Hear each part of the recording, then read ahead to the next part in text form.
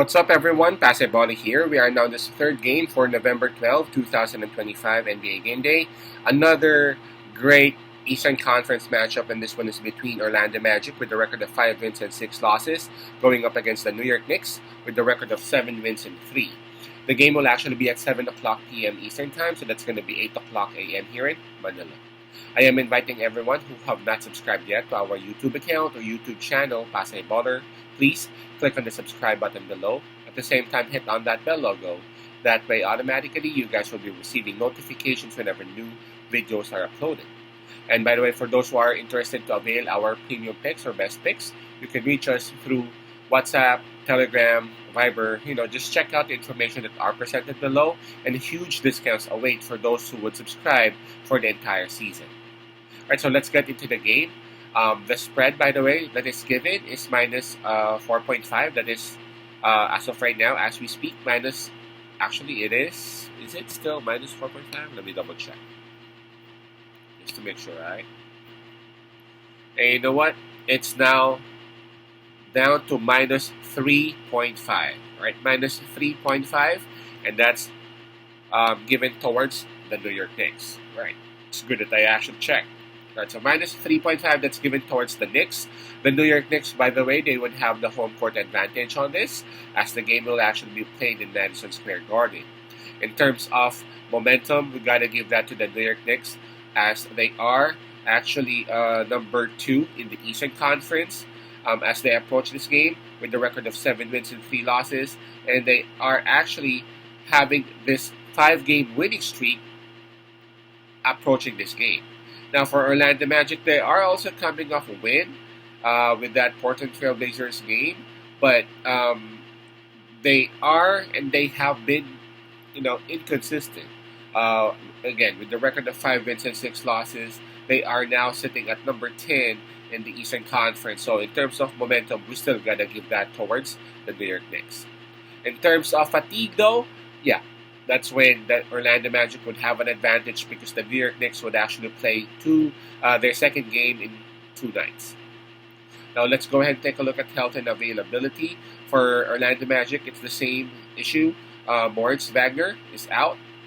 For the New York Knicks, Mitchell Robinson did not play in tonight's game against Memphis, and Kevin McCullough, their two-way player, is actually listed as game time decision.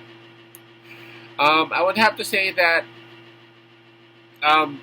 it's basically an even Steven situation here in terms of health and availability, as both teams will be missing one of their bigs. All right, this is gonna be tough. Again, the New York Knicks, they are at home, and I've said this before in my previous videos. I don't go against the New York Knicks, especially if the Knicks is playing in front of their Madison Square Garden crowd. They are being intensified by that crowd, but on this particular game, they will be on their second game in 2 nights. So yeah, that might be a bit tricky. Still, I feel like the New York Knicks should be able to gain energy from the crowd and not really totally nullify the fatigue that they are having because of 2 nights, because of 2 games in 2 nights. But considering how consistent Orlando Magic is, I've been watching Orlando's games for this season. They have been inconsistent for both defense and offense. There would be games where they are actually looking good in terms of offense, as much as there would be games where they just look bad. Like, they don't have plays, lots of ISOs, much with defense. There are situations where I can see good rotation on defense and all that, and there are situations where it's so easy to score against them. If you take a look at their losses, those are bad losses. But again, they have been inconsistent because there are situations wherein they are looking good. They just defeated Portland Trail Blazers, and as we all know, Portland Trail Blazers just took care of the defending champion, OKC Thunder. So it's a bit tricky, right?